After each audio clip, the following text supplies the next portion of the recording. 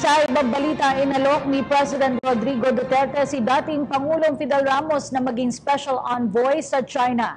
Ito ay parang simula ng bilateral talks kaugnay sa desisyon ng International Tribunal sa isyu ng West Philippine Sea. Si Elena Luna sa detalye. Hiniling ni Pangulong Rodrigo Duterte kay dating Pangulong Fidel Ramos na pumunta ng China para simulan ang bilateral talks. Ito'y kaugnay ng naging desisyon ng International Tribunal pabor sa Pilipinas sa issue ng West Philippine Sea. War, it is not an option. So what is the other side? Peaceful talks. I cannot give you the wherewithals now.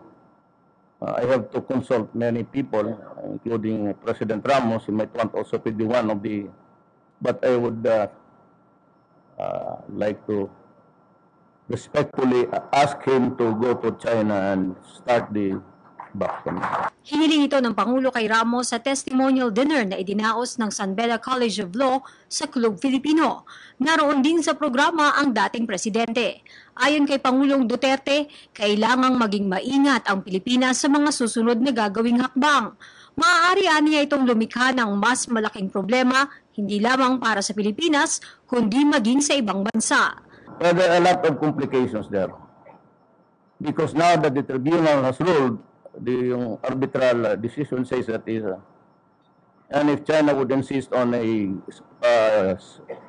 space domain, that you have to identify yourself before you can cross that vast sea there, America will not like it. So they would insist that it's a Philippine airspace. Then, and of course, the maritime security is just to narrow there. Alam mo, pag nagsira yan, lahat tataas. Because even the insurance of the cargoes on the boats, on the ships there, passing by, tataas. So it will create another problem for our economy and somebody else's finances. So, careful tayo dyan. Sinabi rin ng Pangulo na sa pagsasaayos ng issue, mahalaga rin protektahan ang interes ng mga kaalyadong bansa ng Pilipinas, lalo na ang Amerika. Bago pa man nagdesisyon ng International Court, ilang beses nang inihayag ng Amerika ang suporta nito sa Pilipinas sa issue, partikular ang pagpapairal ng batas. We do not also want to offend the United States. Why? Because we have identified ourselves allied with the Western powers. So, there's an interest which we should not forget. Our interest and the interest of our allies. Matatanda ang agad na nagpatawag ng cabinet meeting ang Pangulo, Martes ng gabi matapos lumabas ang desisyon ng International Court.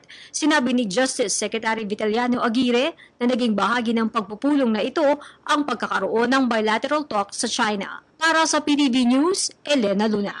Hi, ako si Ria Fernandez. Mag-subscribe na sa PTV YouTube channel. I-click lang ang subscribe button.